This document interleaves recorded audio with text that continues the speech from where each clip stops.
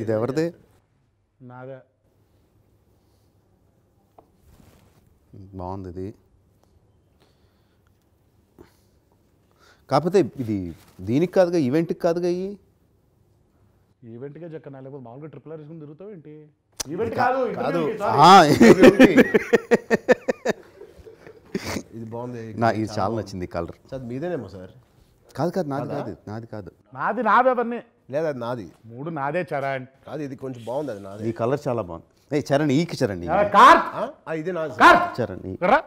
ఎవరు అవి? ఆ 3 నాయే కదా, ఆయనకు చెప్పు. కాదు కార్త్, అది నాకు బాగుంది, నాకు కొంచెం పంపి. ఇది ఈ కలర్ కూడా చాలా. ఇంటర్వ్యూలు నువ్వే చేసేసుకో. 2 నావి సార్. అమృత్సర్కి నువ్వే వెళ్ళిపో, వడోదరాకి నువ్వే వెళ్ళిపో, నన్ను వదిలే. హ్యాపీ. వద్దులే, ఆ షర్ట్ కోసం అన్ని చోట్లకి నేను తిరగలేదు.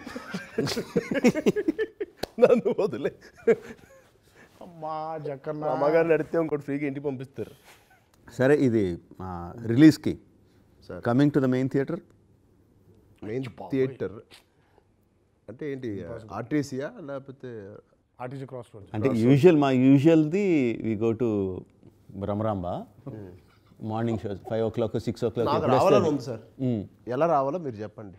జక్కన్న ఏ థియేటర్కి వెళ్తే నేను ఆ థియేటర్కి వెళ్ళిపోతున్నాను అంతే. ఇదేదో బాగుంది, రానివాడు. ఇందాకే చెప్పారు కదా, రానివాడాలా? నా థియేటర్ అసలు. మీరు ఏ థియేటర్కి వెళ్తున్నారు ప్లాన్ చేసుకుంటే నేను వేరే థియేటర్ పెట్టుకుంటా. మీరిద్దరు దేనికి వెళ్తున్నారు ప్లాన్ చేసుకుంటే, మీరు దేనికి వెళ్తారో మాకు చెబితే మేము దానికి వచ్చేలా ప్లాన్ చేసుకుంటాం. మేము పొద్దునే నా కార్ తీసి వచ్చి మీ కార్ వెనకాల పార్క్ చేస్తా సార్. మీ కార్ ఎట్టు వెళ్తే నా కార్ ఎట్ట వస్తుంది. నేను అవసరం అయితే రాత్రి అయితే పడుకుని పోతా థియేటర్లో. ఏముంది? కాదు, బెస్ట్ ఏంటి చెప్పనా, పొద్దున్నే వచ్చేసి ఉంటారు ఫ్యాన్స్, అర్ధరాత్రి నుంచి ఉంటారు అక్కడ ఫ్యాన్స్. సో వాళ్ళందరినీ తప్పించుకొని మీరు లోపలికి వెళ్ళడం కష్టం. కాబట్టి ముందు రోజు రాత్రి వెళ్ళిపోయి లోపలికి స్లీపింగ్ బ్యాగ్స్ వేసుకొని రాత్రి థియేటర్లో పడుకొని పొద్దున్న వచ్చేసరికి మీతో పాటు ఇంకొంతమంది జనాలు ఆల్రెడీ ఉంటారు. సో అప్పుడు ఇంక అటెన్షన్ మీ మీద ఉండదు. How do you think? పొద్దున వచ్చే కొంతమంది జనాలు మమ్మల్ని చూడరండి, మమ్మల్ని ఎవరు అనుకుంటారు ఏంటి అక్కడ? కాదు, రాత్రి వెళ్ళిపోమంటున్నా. ముందు రోజు రాత్రి. అవును, ముందెళ్ళి పడుకుంటా. పొద్దున్న థియేటర్లోకి రారేంటి వీళ్ళు? ముందు వచ్చినప్పుడు ముందు మిగతా జనాలు, మీ బాడీ గార్డులు, మీ ఫ్యామిలీ వాళ్ళతో కలిసి వచ్చేస్తారు కదా, ముందు వాళ్ళు వచ్చేటట్టు చూసుకుందాం, లోపలికి వచ్చేటట్టు. సో మెయిన్ జనరల్ ఆడియన్స్ లోపలికి వచ్చేసరికి they'll be already some 50-60 people. So attention won't be on you అంటున్నా. సార్ ఇదొక వే. కార్తికేయ ఒకటి చెప్పాడు సార్. ఏంటిది?